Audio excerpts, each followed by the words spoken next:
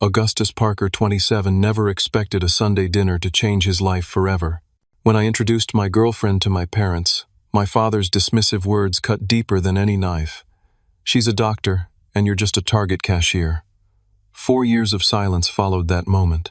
Tonight, as I park my Tesla outside their modest home, I check my portfolio one last time: 5 properties and ownership of their retirement fund. They have no idea who's coming to dinner. Before I continue, where are you watching from? Drop a like and subscribe if you've ever proven someone wrong who underestimated you. Growing up in Evergreen Heights, a middle-class suburban neighborhood just outside Minneapolis, I never felt like I quite measured up to my parents' expectations. My father, Robert Parker, worked as an accountant at a prestigious firm downtown.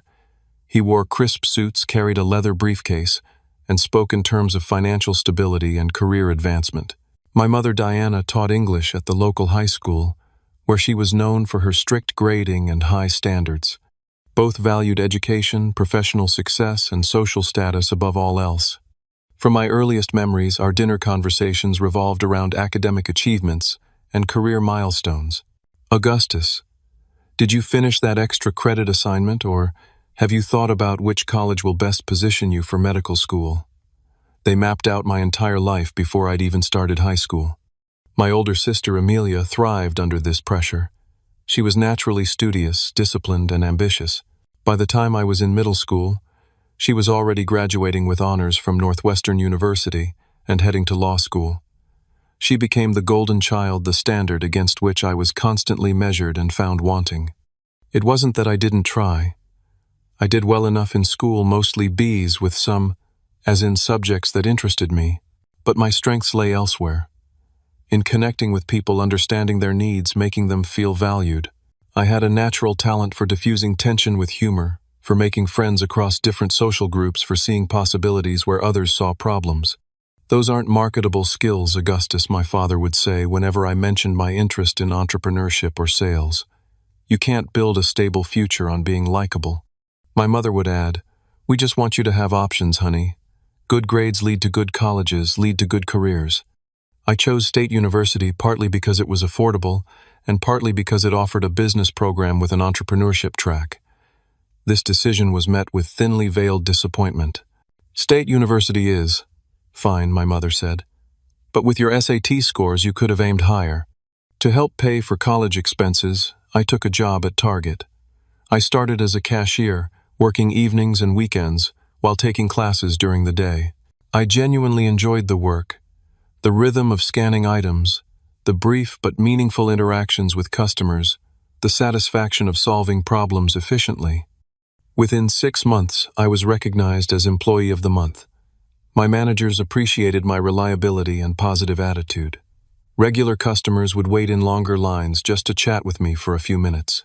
I took pride in remembering their names, asking about their families, recommending products based on their previous purchases. "It's just a retail job," my father would dismiss whenever I shared these small victories. "A stepping stone, not a destination." But to me, it was more than that. It was real-world experience in understanding what people wanted, in providing service that went beyond transactions. I was learning things no textbook could teach me. I met Sophia during a busy holiday shift in December. The store was packed with last-minute shoppers. Tensions were high, and most customers were rushing through their purchases with minimal conversation.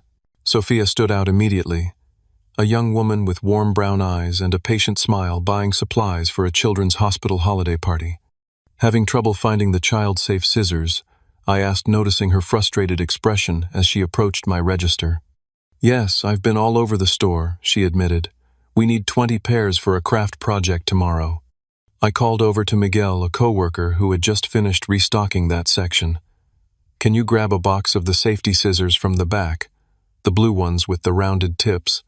When Miguel returned with the scissors, Sophia's relief was palpable. "You just saved our holiday party. 20 kids would have been very disappointed tomorrow." "Happy to help," I said, genuinely meaning it. "You work at the children's hospital." "I'm a pediatric resident there," she explained, her eyes lighting up. "First year. It's exhausting but wonderful." Our conversation continued as I scanned her items. There was an ease between us, a natural flow that made me bold enough to write my number on her receipt.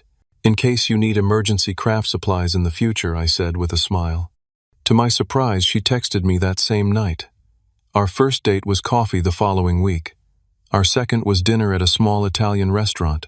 By our third date, I knew Sophia was special, not because of her impressive career, but because of how she saw the world, how she treated people, how she listened when I talked about my dreams of someday running my own business.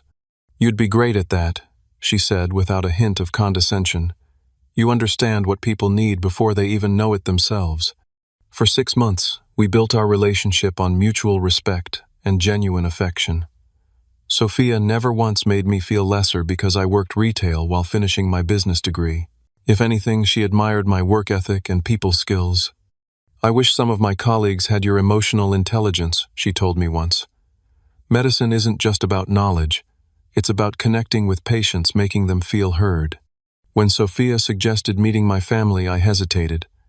I had told her about their fixation on prestigious careers, their dismissal of my job at Target. But she insisted.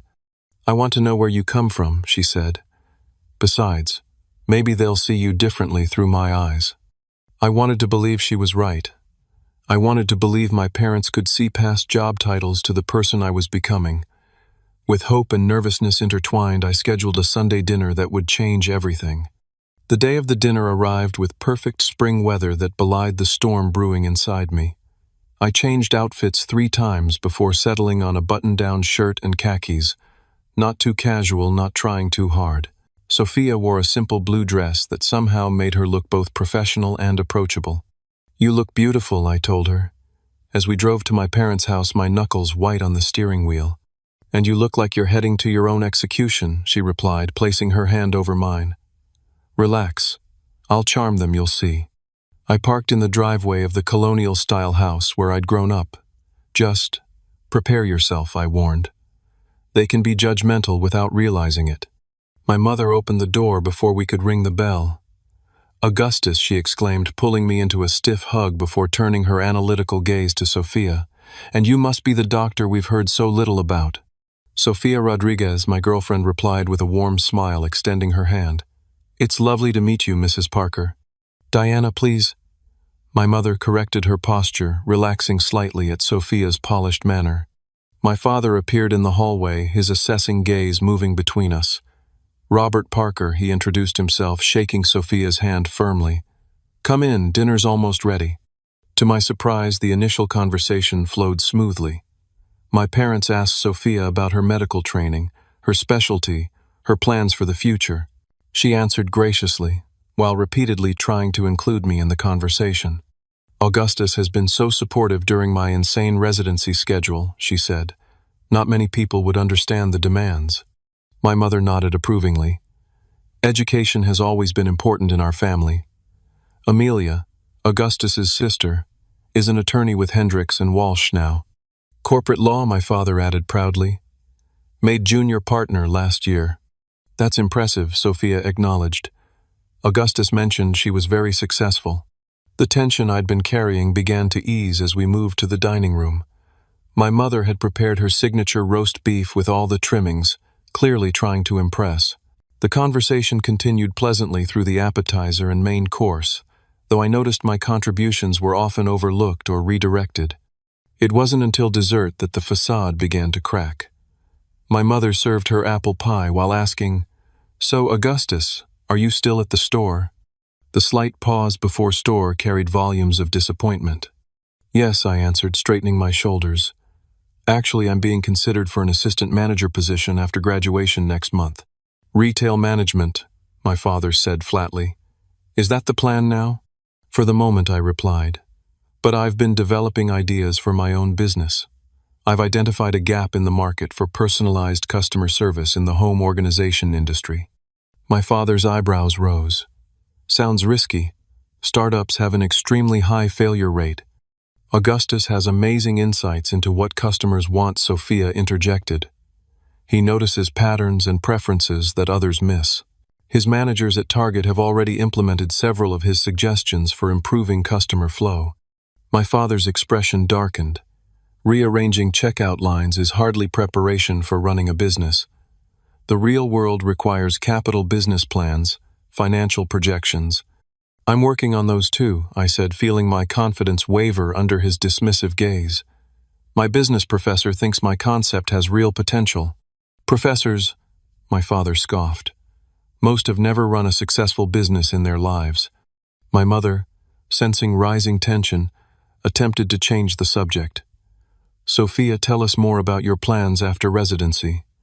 Will you join an established practice? Actually, Sophia began, I'm interested in community medicine, possibly opening a clinic in an underserved area someday. Augustus and I have talked about how our skills might complement each other, his business acumen and my medical knowledge. The silence that followed was deafening. My father set down his fork with deliberate slowness. You're planning a future together, he asked, his voice dangerously quiet. We're discussing possibilities, I answered carefully. I see. My father looked between us, his gaze calculating. And what exactly do you bring to this partnership? Augustus, Sophia will be a doctor. She'll have stability, respect, a substantial income. Robert, my mother, cautioned. But he continued his words, gaining momentum like a boulder rolling downhill. I'm just being realistic. Relationships need balance. What can you offer someone of her caliber? Financial security, social standing. Dad, that's not how relationships work. I protested, feeling heat rise in my face. In the real world, it absolutely is, he insisted. Disparities in education and income are leading causes of divorce. Augustus offers plenty, Sophia said firmly. He's intelligent, hard-working, creative. He sees solutions where others see problems. His emotional intelligence is off the charts. My father's laugh was short and cutting. Emotional intelligence doesn't pay mortgages. Robert, please, my mother tried again. But something had broken loose in my father. Years of disappointment came pouring out in a torrent of judgment. She's a doctor and you're just a target, Cashier, he spat the words, hitting me like physical blows. What could you possibly offer someone like her? She'll be supporting you while you chase pipe dreams about businesses that will never materialize. Is that your plan, to ride on her success? The room went silent. My sister Amelia, who had been quiet throughout most of the exchange, stared at her plate.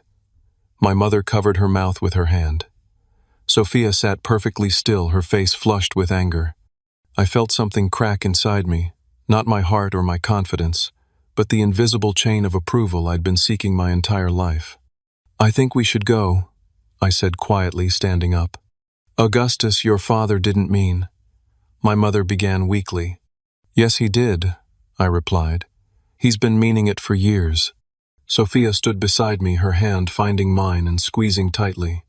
Thank you for dinner, she said with remarkable composure. But I think it's best if we leave now. As we walked toward the door, my father called after us. You know I'm right, Augustus. You're setting yourself up for failure. I turned back one last time. No, Dad. You've got it backwards. You've been setting me up for failure my entire life by never believing in me. That ends tonight. The drive home was silent for the first 10 minutes. I gripped the steering wheel so tightly my knuckles turned white, focusing on the road to keep from breaking down. Finally, Sophia spoke. Your father is wrong. Completely, utterly wrong. Is he? I asked, hating the tremor in my voice. On paper, he's right. You're going to be a doctor. I'm a cashier with big dreams and no proof I can achieve them. Sophia turned in her seat to face me. Augustus Parker, look at me. At the next red light I did. Your worth isn't determined by your job title or your bank account, she said fiercely. You are smart, resourceful, and determined. You see possibilities where others see limitations. Those aren't just nice qualities. They're the foundation of success. The light turned green. I drove on, her words penetrating the armor of shame my father had reinforced for years. You know what I see when I look at you, Sophia continued. I see someone who will succeed not despite starting at the bottom, but because of it. You understand what real people want and need. That's worth more than any degree or pedigree. By the time we reached her apartment, a decision had crystallized in my mind. The humiliation of that dinner would be the last time my father's opinion defined my self-worth.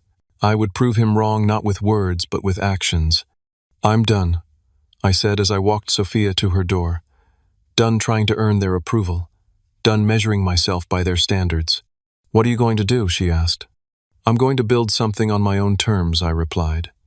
"And I'm going to start by cutting contact until they can see me for who I am, not who they think I should be." Sophia searched my face. "Are you sure that's what you want?" "No," I admitted. "What I want is parents who believe in me. But since I can't have that, I'll settle for proving them wrong instead."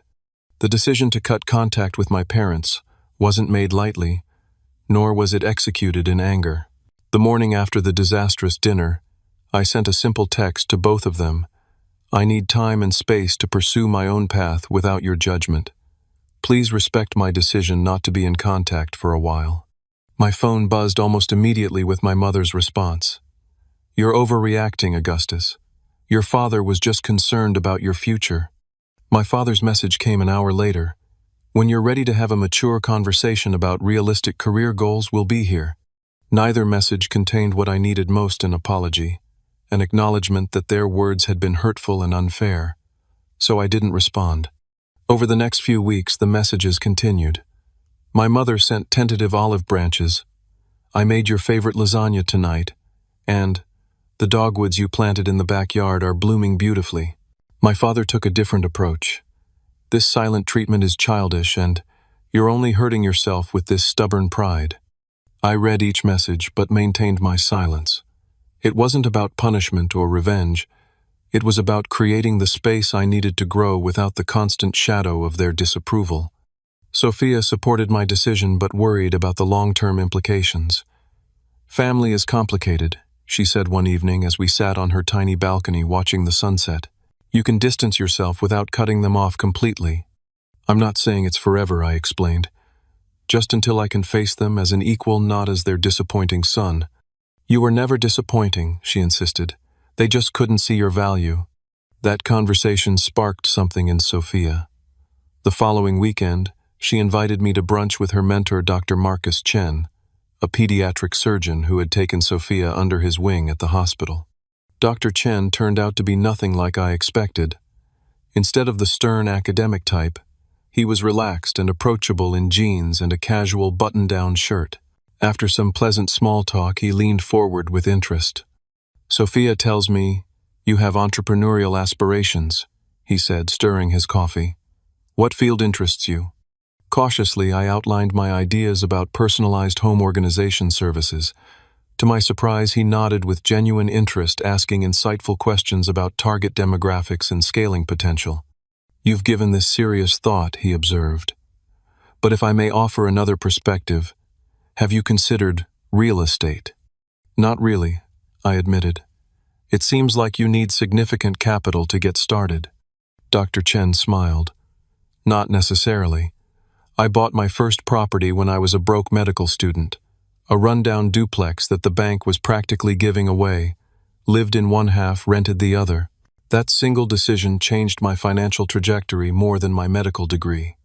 Over the next 2 hours, Dr. Chen shared his journey from that first duplex to a portfolio of over 20 properties. He explained concepts like leverage, cash flow appreciation, and tax advantages in clear, accessible terms. "The beauty of real estate," he said, "is that your tenants pay down your mortgage while your properties appreciate. It's one of the few investments where you can use other people's money to build your wealth." By the time we left the restaurant, my mind was buzzing with possibilities. Dr. Chen handed me his card with his personal number written on the back. "Call me if you have questions," he offered. "I'm always happy to help someone who sees the potential in themselves that others might miss." That night I couldn't sleep. I spent hours researching real estate investing, watching tutorials, reading articles. By morning I had a new direction and the beginnings of a plan. Over the next few months, I immersed myself in learning everything I could about real estate, while continuing to work at Target. I enrolled in online courses about property investment, business planning, and financial management. I attended free workshops at the local Real Estate Investment Association. I listened to podcasts during my commute and read books during my lunch breaks. Dr. Chen proved to be an invaluable mentor, meeting with me monthly to review my progress and answer questions. "Knowledge without action is useless," he reminded me. "Start small, but start." At Target, I requested additional responsibilities and made it clear to management that I was interested in advancing. My hard work paid off when I was promoted to department supervisor, which came with a modest raise. It wasn't much, but every extra dollar went into my investment fund. I cut expenses ruthlessly. I moved from my one-bedroom apartment to a shared house with 3 roommates, slashing my rent by 60%. I sold my car and bought a 10-year-old Honda with high mileage but good reliability. I learned to cook instead of ordering takeout. I canceled subscriptions, found free entertainment, and embraced a minimalist lifestyle. None of this felt like sacrifice, because every decision brought me closer to my goal. Sophia supported my frugality, often suggesting free date ideas like hiking in state parks or attending community events. During this time, the messages from my parents grew less frequent but more pointed. "Your sister just closed on a beautiful house in Edina," my mother wrote. "The firm is really rewarding her hard work." My father's messages became increasingly formal. "Your mother and I are updating our will. Please provide your current address for legal purposes." My sister Amelia called occasionally. Unlike my parents, she seemed to respect my boundaries, never pushing me to reconnect before I was ready. During one call, she hesitantly mentioned our father. "He asks about you, you know," she said, in his own way. "Has he ever said he was wrong?" I asked. Her silence was answer enough. "That's what I thought," I said, changing the subject. The holidays were the hardest.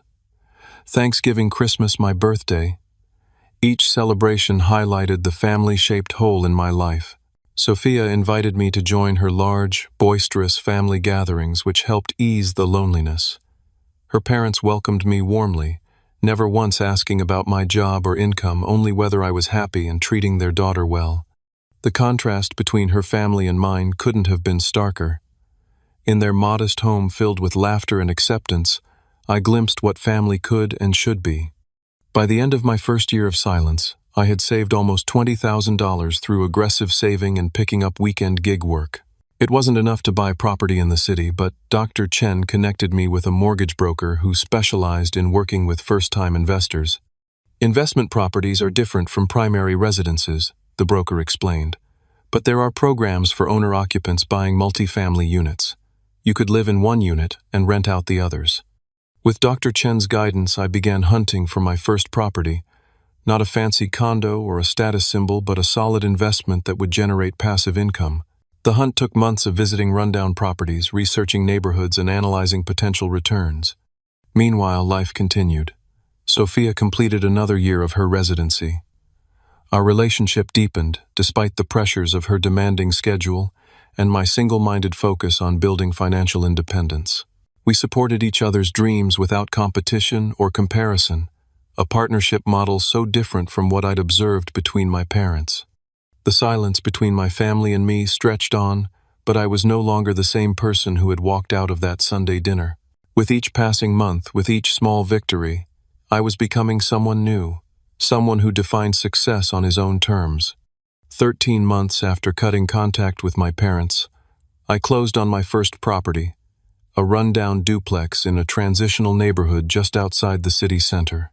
The building was structurally sound but cosmetically distressed, with peeling paint, outdated fixtures, and overgrown landscaping. Most buyers wanted move-in-ready homes, which meant this diamond in the rough came at a significant discount. "Congratulations, property owner," Sophia said, handing me a bottle of champagne as we stood on the cracked walkway of my new investment. I looked up at the shabby exterior and felt a surge of pride more powerful than anything I'd experienced before. "It's not much to look at yet." "Neither is a patient when they first come into the ER," she replied with a smile. "But with the right care, amazing transformations happen." The duplex needed substantial cosmetic updates before I could rent out one side while living in the other. I had budgeted for professional contractors, but quickly realized my money would stretch further if I handled some renovations myself. YouTube became my instructor for basic home improvement skills. I learned to patch drywall, install vinyl flooring, and paint like a pro. For more complex tasks like plumbing and electrical work, I hired professionals but negotiated discounts by doing the prep work myself and cleaning up afterward. Weekdays, I worked at Target evenings. I attended business classes, and weekends I devoted to property renovation. It was exhausting but exhilarating. Each improvement, no matter how small, was tangible progress toward my goals. 3 months later, I moved into the smaller unit and listed the larger one for rent. The response was overwhelming, 17 applications in the first week. I carefully selected tenants with stable income and good references, a young couple who both worked in education and appreciated the renovated space and reasonable rent. The day they moved in and handed me their first rent check was surreal. I had created value where others had seen only problems, and now that vision was generating income. The monthly rent covered about 70% of my mortgage payment, which meant I was living for a fraction of what I had paid for my previous one-bedroom apartment. My promotion to assistant manager at Target came through around the same time, bringing another modest increase in income. Every extra dollar went into my investment fund for property number 2. Sophia completed her second year of residency and moved to a rotation in pediatric emergency medicine, which she loved despite the grueling hours. We stole moments together whenever our schedules aligned, often meeting for late-night dinners or early morning coffees. "You look different," she observed one morning as we shared breakfast on my small patio. "More confident." "I feel different," I admitted. "For the first time, I'm building something that's completely mine. No one can take it away or diminish it." "Your parents would be proud if they could see what you're accomplishing," she suggested gently. I shook my head. "Maybe someday, but I'm not doing this for their approval anymore." As my first tenants settled in and my renovation skills improved, I began looking for my second property. This time I had specific criteria: a distressed property with good bones, in an area with strong rental demand and appreciation potential. Dr. Chen introduced me to his network of real estate investors, who welcomed me with surprising openness. "Most people think real estate is competitive," he explained, "but successful investors know that collaboration creates more opportunities for everyone." Through this network, I learned about a foreclosure property before it hit the public market, a small 4-unit building being sold by a bank eager to get it off their books. The location was excellent near a growing commercial district, but the building needed substantial work. Using the equity in my first property as collateral, I secured financing for this larger investment. The numbers were tight, and the renovation would be more extensive than my duplex, but the potential returns were significant. This time I hired a contractor for the major structural work, but continued handling cosmetic updates myself. I developed relationships with suppliers, learning to negotiate better prices on materials. I studied landlord-tenant laws and created systems for screening applicants, handling maintenance requests, and tracking expenses for tax purposes. Within 6 months, all 4 units were renovated and rented to carefully selected tenants. The combined rental income not only covered the mortgage but generated positive cash flow each month. To money I immediately set aside for my next investment. My sister Amelia called during this period, her voice tentative. "I drive by your duplex sometimes," she admitted. "It looks amazing compared to when you bought it." "You know where I live?" I asked, surprised. "Mom and Dad don't," she quickly clarified. "But I looked up the property records after you mentioned buying a place. I hope that's okay." It was strangely touching that she had taken an interest. "It's fine. I'm not hiding, Amelia. I'm just establishing boundaries." "I understand," she said. "For what it's worth, I think what you're doing is impressive, building something on your own terms." "Thank you," I replied, genuinely moved by her support. "That means a lot." "They ask about you," she added after a pause. "Mom and Dad. They'd never admit it, but I think they miss you." "Do they ever acknowledge they were wrong?" I asked the same question I always asked. Her hesitation told me nothing had changed. "They're from a different generation, Augustus. Success looks a certain way to them." "And it looks different to me," I replied simply. By the 18-month mark of my silence, my real estate portfolio had grown to 2 properties with 5 rental units total. I was still working at Target, but increasingly my income from real estate was outpacing my paycheck. I began to consider the possibility of leaving retail to focus on property investment full-time. Sophia and I celebrated our 2-year anniversary with a weekend trip to a lakeside cabin. Under a starlit sky surrounded by the peaceful sounds of nature, we talked about our future. "I'm thinking about quitting Target," I confessed. My properties are generating enough income to cover my expenses, and I could grow faster if I had more time to find deals and manage renovations. I think you should, she said without hesitation. You've proven you can succeed in real estate. Why not go all in? It's a big step, I admitted. No safety net, no regular paycheck. Sophia took my hand. Sometimes the most important steps are the scary ones. Besides, you've created your own safety net with these properties. That night, as Sophia slept beside me, I stared at the ceiling and thought about how far I'd come from that humiliating dinner.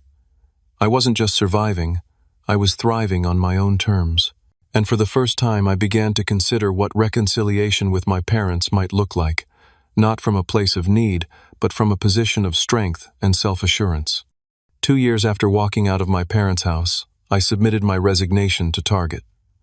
My manager, who had watched my progression from cashier to assistant manager, wasn't entirely surprised.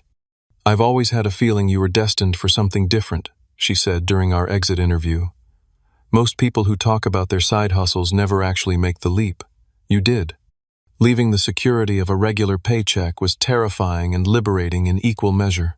The morning after my final shift, I woke up with no alarm, no schedule, and complete ownership of my time, for the first time in my adult life. So this is what freedom feels like, I said to myself, standing on the small balcony of my duplex unit with a cup of coffee, watching the neighborhood come to life. With my newfound time, I immersed myself completely in growing my real estate business. I developed a systematic approach to finding undervalued properties using data analysis and market research rather than just intuition. I created spreadsheets to track potential deals, calculating cash flow projections, renovation budgets, and return on investment for each opportunity. Dr. Chen continued to mentor me, but our relationship evolved into more of a partnership as I gained experience. "You have a natural talent for this business," he told me, after I shared my analysis of a potential investment. "You see value where others don't. Just like in medicine, we sometimes see symptoms others miss." Within 3 months of leaving Target, I acquired my third property, a small commercial building with a long-term tenant on the ground floor and 2 residential apartments above. The previous owner was retiring and wanted a quick, hassle-free sale. Because I could close quickly with financing already in place, I negotiated a purchase price 15% below market value. This property was different from my previous investments: less hands-on renovation, more complex lease agreements, and regulatory requirements. I hired an attorney specializing in commercial real estate to review all contracts and advise me on zoning laws and building codes. The upfront professional fees seemed expensive, but they protected me from potentially costly mistakes. As my portfolio grew, so did the complexity of managing it. I realized I couldn't handle everything myself if I wanted to continue scaling. I began building a team of reliable professionals: a property manager to handle tenant communications and routine maintenance, a bookkeeper to track income and expenses, a handyman for minor repairs, and trusted contractors for larger-end renovations. "The secret to growing wealth isn't doing everything yourself," Dr. Chen advised. "It's creating systems that work without your constant attention." Following his guidance, I documented processes for everything from tenant screening to maintenance requests to financial reporting. These systems allowed me to focus on the highest value activities, finding new investment opportunities, and strategic decision-making. My fourth property came through an unexpected source. One of my tenants mentioned that their elderly neighbor was moving to assisted living and needed to sell her triplex quickly. Because I could offer a fair price without the delays of traditional financing, we closed within 2 weeks. This property required minimal renovations and was fully rented within a month, immediately adding to my monthly cash flow. Throughout this period of rapid growth, Sophia remained my constant support and sounding board. She completed her residency and accepted a position as a pediatrician at a community health center serving low-income families. Not the highest-paying option, but the one that aligned with her values. "I'm proud of you," I told her at the small dinner party we hosted to celebrate her new position. "You chose meaning over money." "So did you," she replied. "You could have taken a corporate job to please your parents, but you built something authentic instead." Our relationship had deepened through the challenges we'd both faced. One evening, as we walked along the riverfront after dinner, I stopped at a scenic overlook and dropped to one knee. "Sofia Rodriguez," I said, opening a small velvet box to reveal a vintage sapphire ring we had admired in an antique shop months earlier. "You believed in me when no one else did. You saw my potential when others saw limitations. Will you marry me?" Her joyful yes echoed across the water as she pulled me to my feet and into her arms. As we began planning our future together, I received an unexpected call from my sister Amelia. After congratulating me on my engagement, news had reached her through mutual friends. She hesitantly brought up our parents. "Dad's company is downsizing," she explained. "He's being offered early retirement. The package isn't great and their investments haven't performed well. Mom's worried." "I'm sorry to hear that," I said, genuinely concerned despite our estrangement. "Are they going to be okay?" "They'll manage," Amelia replied. "But it's made them reflective. Dad especially. I think he regrets some things." "Has he said that?" I asked. "Not in those words," she admitted. "You know how he is." I did know. My father would rather suffer in silence than admit he was wrong. Still, the news troubled me. Despite everything, I didn't want my parents to struggle in their retirement years. After the call, I spent hours researching my parents' investment situation. Through public records and information Amelia reluctantly provided, I discovered they had most of their retirement savings in a poorly performing portfolio managed by Midwest Financial Partners, a mid-sized investment firm with mediocre returns and high fees. A plan began to form in my mind, audacious, possibly crossing ethical lines but potentially beneficial for everyone involved. What if I could gain control of the company managing their retirement? I could improve their investment returns while simultaneously proving my business acumen. I discussed the idea with Sophia, who raised valid concerns about mixing business with family conflicts. "Are you doing this to help them, or to prove something?" she asked. "Both," I admitted. "Is that wrong?" She considered this. "Not necessarily. Just be clear about your motivations, and make sure whatever you do is legally and ethically sound." With that caution in mind, I consulted with a business attorney about the feasibility of acquiring Midwest Financial Partners. To my surprise, the company was actually seeking investors due to cash flow problems. Their outdated business model and failure to adapt to changing market conditions had left them vulnerable. Through a series of careful negotiations and leveraging equity from my existing properties, I formed an investment group with Dr. Chen and two other investors from our network. Together, we created a holding company that acquired a controlling interest in Midwest Financial Partners. The acquisition was completed quietly, with minimal disruption to existing clients. From my parents' perspective, nothing had changed. Their retirement funds remained with the same company managed by the same advisors. But behind the scenes, we implemented significant improvements, reducing fees, diversifying investments, and modernizing operations. As the controlling partner, I now effectively managed my parents' retirement fund without their knowledge. The moral complexity of this situation wasn't lost on me. Was I overstepping boundaries? Possibly. But I was also protecting their financial future while respecting their choice to maintain our estrangement. During this period, I acquired my fifth property, a luxury condominium in a downtown high-rise. Unlike my previous investments, this wasn't primarily for rental income but as a future home for Sophia and me after our wedding. It was the first property I purchased that wasn't solely an investment decision but also a lifestyle choice, a symbol of how far I'd come from the target cashier my father had dismissed. As my business grew more complex, I realized I needed to address the emotional aspects of my journey as well. At Sophia's suggestion, I began working with a therapist to process the anger and resentment I still carried from that fateful dinner and the years of conditional approval that preceded it. "Success is the best revenge," my therapist observed during one session. "But revenge is a hollow motivation for a fulfilled life. What happens after you've proven your father wrong?" It was a profound question that forced me to look beyond the driving force that had propelled me for the past 3 years. Who was I building this life for? What would true healing look like? As my wedding to Sophia approached, these questions took on greater urgency. I wanted our marriage to be built on positive foundations, not reactive ambitions. I wanted any future children we might have to know their grandparents, despite our complicated history. 3 years and 10 months after walking out of my parents' house, I made the decision to end the silence. The timing wasn't random. I wanted to re-establish contact from a position of unquestionable success.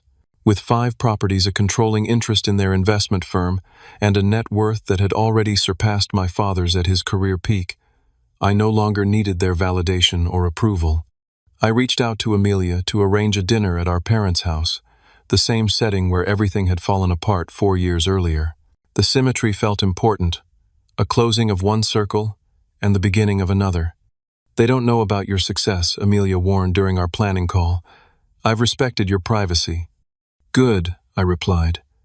"I want to see their genuine reaction." "What are you hoping will happen?" she asked. I considered the question carefully. I'm not looking for apologies or admissions of wrongdoing, though those would be nice. I just want them to see me, really see me, for once. As the date approached, I prepared mentally and emotionally for all possible outcomes. The worst-case scenario would be continued dismissal of my achievements and choices. The best would be genuine recognition and respect. Most likely, reality would fall somewhere in between. The night before the reunion dinner, Sophia held me close in our bed. "Remember," she whispered, "whatever happens tomorrow, it doesn't define you. You've already won by living authentically." I nodded, grateful for her unwavering support. "I know. I'm not the same person who left that dinner 4 years ago." "No," she agreed. "You're stronger, wiser, and more compassionate. Don't lose sight of that tomorrow." With those words echoing in my mind, I prepared to face my parents as the man I had become, not the disappointing son they had dismissed, but a successful entrepreneur who had defined success on his own terms. The morning of the reunion dinner dawned bright and clear, a perfect spring day much like the one 4 years earlier when everything had fallen apart. I woke early, my mind cycling through possible scenarios for the evening ahead. I made coffee and stood on the balcony of our downtown condo, looking out over the city I had slowly conquered one property at a time. From this height, I could actually see the roof of my first duplex in the distance, a humble beginning that had led to an empire of 5 properties and controlling interest in a financial firm. My phone buzzed with a text from Dr. Chen. "Whatever happens tonight, remember that your worth isn't determined by their reaction. You've built something remarkable." I smiled at his prescience. He had become more than a mentor. He was a friend who understood the complex emotions driving my journey. Sophia emerged from the bedroom in her robe, hair tousled from sleep. She wrapped her arms around me from behind and rested her chin on my shoulder. "Second thoughts?" she asked quietly. "Not about seeing them," I replied, "but about how much to reveal. Part of me wants to walk in wearing success like armor. Another part thinks that would just perpetuate the same value system I've been fighting against." She considered this. "What feels most authentic to you? Not what would impress them or prove something, but what represents the person you've become." It was the right question, as Sophia's questions often were. After reflection, I decided on a middle path. I would arrive in my Tesla, a recent purchase that represented financial success without being ostentatious, but dressed simply in jeans and a button-down shirt. I would answer questions about my career honestly, but wouldn't lead with financial details unless asked directly. Most importantly, I would bring the documentation proving my ownership stake in Midwest Financial Partners, not to gloat, but because they deserved to know who was managing their retirement funds. The day passed in a blur of final preparations and last-minute work tasks. As evening approached, Sophia helped me select an outfit that struck the right balance, professional but not showy, successful but not boastful. "You look handsome," she said, straightening my collar, "and centered. That's the most important thing." "You're not coming?" I asked, though we had discussed this already. "This first meeting should be just family," she replied gently. "We'll have plenty of time for reconnections later, assuming tonight goes well. And if it doesn't, then we continue building our life on our terms," she said simply. "Your happiness isn't contingent on their approval anymore." I kissed her goodbye, drawing strength from her unwavering support, and headed to the garage where my Tesla waited. The drive to my parents' house took 30 minutes, enough time to cycle through anxiety, determination, hope, and resignation several times over. As I turned onto the familiar street, memories flooded back. Riding bikes with neighborhood kids, waiting for the school bus at the corner, bringing home report cards with a mix of pride and trepidation. This place had shaped me for better and worse. My parents' house looked smaller than I remembered, the once immaculate landscaping showing signs of neglect. My father's early retirement had apparently affected their maintenance budget. I parked the Tesla at the curb, rather than in the driveway, visible but not intrusive. Before exiting the car, I checked my portfolio app one last time, a ritual that had become a source of grounding. 5 properties, all performing well. A controlling interest in Midwest Financial Partners, which was now implementing the changes I had directed. A net worth that had grown exponentially in 4 years through strategic investments and calculated risks. I wasn't a target cashier anymore, but more importantly, I wasn't defined by my job title or income bracket. I had become someone who created value, who built systems, who saw opportunities where others saw obstacles. With that thought firmly in mind, I grabbed the folder containing the Midwest financial documentation, took a deep breath, and walked up the familiar path to my childhood home. Amelia opened the door before I could ring the bell. "You came," she said, relief evident in her voice. "I said I would," I replied, accepting her quick hug. "They're in the living room," she whispered. "Dad's nervous, though he'd never admit it. Mom's been cleaning all day." I nodded, appreciating the intel. "How much do they know?" "Only that you wanted to reconnect," she assured me. I kept my promise. We walked together to the living room, where my parents sat stiffly on the couch, like they were posing for a formal portrait. They looked older than I expected. My father's hair now completely gray, my mother's face lined with new wrinkles around her eyes and mouth. "Augustus," my mother said, rising quickly.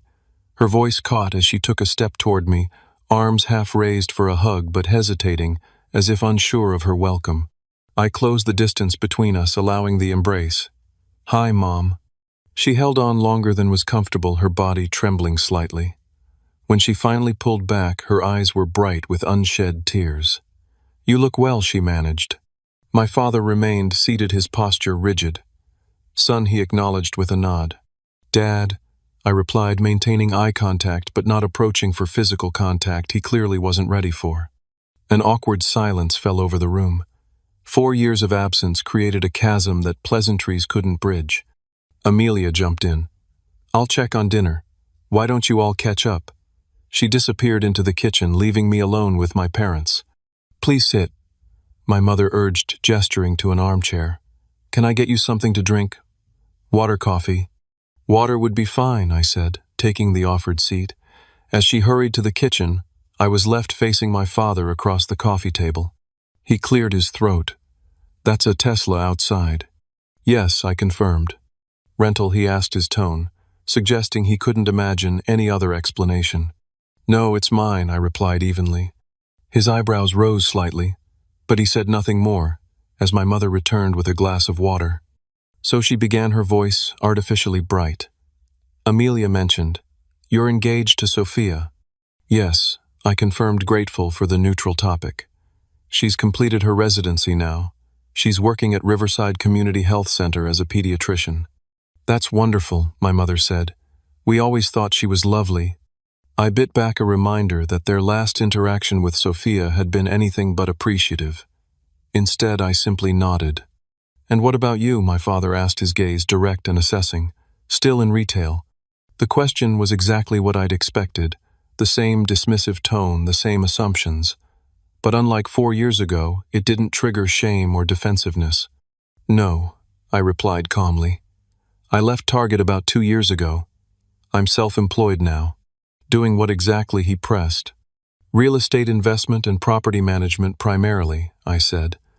"I also have interests in financial services." My father's expression remained skeptical. "Real estate can be risky without substantial capital and experience." "It can be," I agreed. "But with the right strategy and systems, it's also incredibly rewarding." My mother, sensing tension, intervened. "We've missed you, Augustus. These past 4 years. They've been difficult, not knowing how you were doing, where you were living." "I needed space," I explained, "to figure out who I am without the pressure of living up to expectations that never felt like my own." "We only wanted what was best for you," she insisted. You wanted what you thought was best, I corrected gently, based on your definition of success, not mine. My father shifted uncomfortably. Parents try to guide their children based on life experience. Sometimes we're too rigid in our thinking. Coming from him, this was tantamount to an apology. I acknowledged it with a slight nod. "Dinner's ready," Amelia announced, providing a timely interruption. We moved to the dining room where the table was set with the good china. The same dishes from that disastrous dinner 4 years earlier. My mother had prepared pot roast mashed potatoes and green beans, comfort food that spoke of her desire to return to familiar ground. Conversation during the meal remained cautious. We discussed safe topics: Amelia's recent promotion changes in the neighborhood, a cousin's new baby. My parents asked careful questions about my life, clearly trying to fill in the 4-year gap without triggering my departure. As we finished dessert, my mother's apple pie, another callback to that fateful night, I decided it was time to address the elephant in the room. "I didn't come back just to make small talk," I said, setting down my fork. "I came because I think it's time we had an honest conversation about what happened and where we go from here." The table fell silent. My father's jaw tightened, but he nodded for me to continue. "4 years ago, I sat at this table and was told that my value as a person was determined by my job title and income," I said, keeping my voice even, "that I had nothing to offer someone like Sophia because I was just a target cashier." "Augustus, your father was concerned about practical matters," my mother began. I held up a hand. "Please let me finish." Those words hurt deeply, but they also motivated me. Not to prove you wrong initially, but to prove to myself that I could succeed on my own terms. I turned to face my father directly. When I left that night, I cut contact not out of spite, but because I needed to find my own path without constant judgment. And I did. Clearly, my father said, glancing toward the window where my Tesla was visible. "You seem to have done well for yourself." "I have," I acknowledged. "But success isn't just about material things. It's about building a life that aligns with your values and utilizing your unique strengths." I reached for the folder I had brought and placed it on the table. "There's something else you should know. About 2 years ago, I learned that your retirement fund was being poorly managed by Midwest financial partners. High fees, underperforming investments, outdated strategies." My father's expression sharpened. "How would you know about our investments?" "Because I researched them," I replied. And then I did something about it. I opened the folder and slid several documents across the table. My investment group acquired a controlling interest in Midwest Financial Partners 18 months ago. We've been implementing changes to improve returns and reduce fees for all clients, including you. My father stared at the document's confusion, giving way to disbelief as he processed what I was saying. "You own the company that manages our retirement." 60% of it, yes, I confirmed. "Your monthly statements have shown improved performance. I imagine, though, you wouldn't have known why." My mother looked between us, clearly struggling to reconcile the son who had left 4 years ago with the businessman sitting before her now. "But how? When did you learn about investments and business acquisitions?" "I learned by doing," I explained. "By finding mentors who believed in me. By recognizing that my people skills and problem-solving abilities were actually valuable business assets, not just nice personal qualities." I returned my attention to my father. "I didn't buy the company to control your finances or as some form of revenge. I did it because I saw a problem I could fix, a business I could improve, and yes, a way to protect your retirement even if we never spoke again." The silence that followed was profound. My father stared at the documents, his hands slightly trembling. Whether from shock or emotion, I couldn't tell. Finally, he looked up, his eyes meeting mine with an expression I had never seen before. Not approval or pride, but something more valuable: respect. "I underestimated you," he said quietly. "Completely and thoroughly underestimated you." It wasn't an apology, not exactly. But from my father, it was an extraordinary admission. "Yes," I agreed simply. "You did." My father's admission hung in the air between us, a moment of truth that couldn't be taken back or dismissed. For perhaps the first time in our relationship, he was seeing me clearly, not as a disappointing son who had failed to follow his prescribed path, but as a capable adult who had forged his own successful way in the world. These returns, he said, examining the financial statements more closely, they're significantly better than what we were seeing before. We implemented modern investment strategies and cut unnecessary fees, I explained. The previous management was stuck in outdated methods that weren't serving clients well. My mother reached across the table to touch my hand. Augustus, I don't understand all of this financial talk, but it sounds like you've become quite successful. I have 5 properties now, I said, allowing myself a moment of straightforward pride. The duplex was just the beginning. Each investment created equity and cash flow that funded the next. It's not just about owning real estate. It's about creating systems that generate passive income. 5 properties, my father repeated, struggling to reconcile this reality with his perception of me. And you learned all this while working at Target. I learned by seeking out knowledge and mentors instead of waiting for approval, I replied. Dr. Chen, Sophia's mentor, took me under his wing.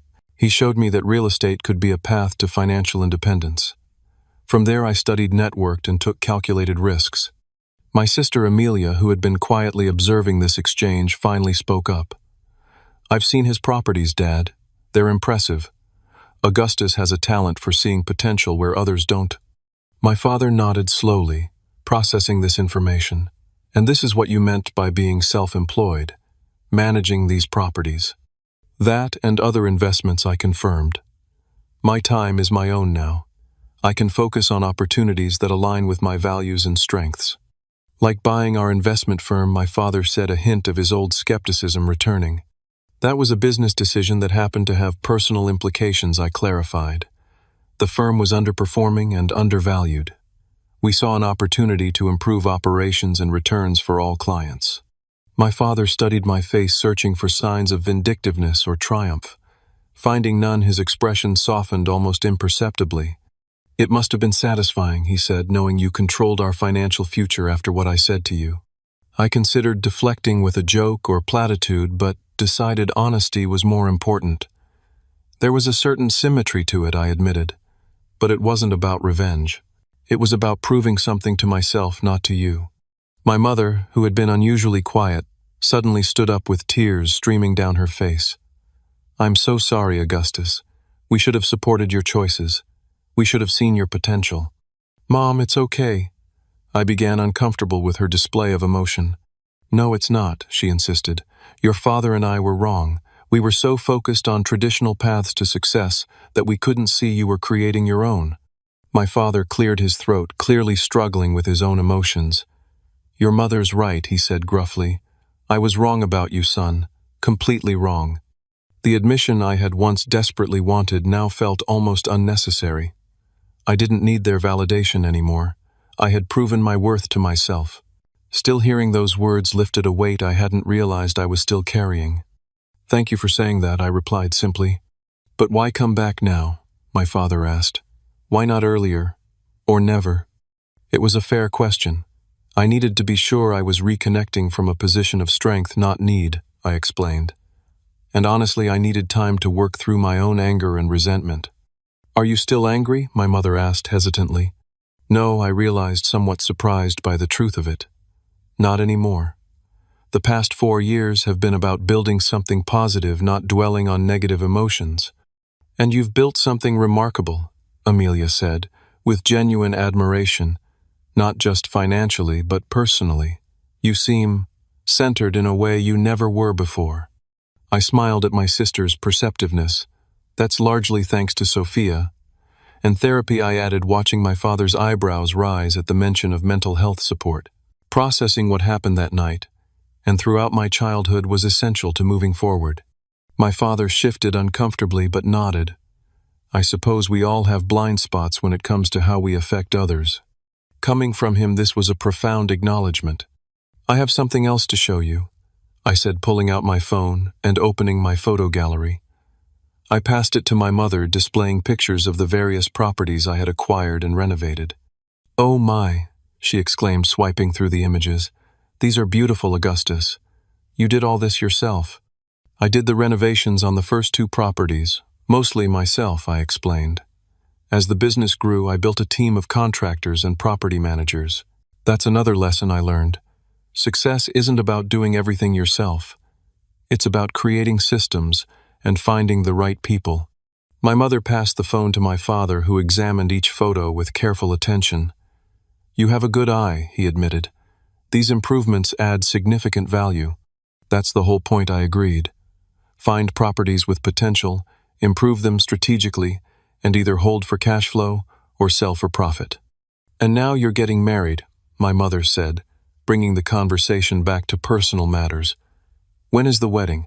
"Next spring," I replied. "Nothing extravagant, just close friends and family at a small venue downtown." "Family," my mother repeated, her voice hopeful.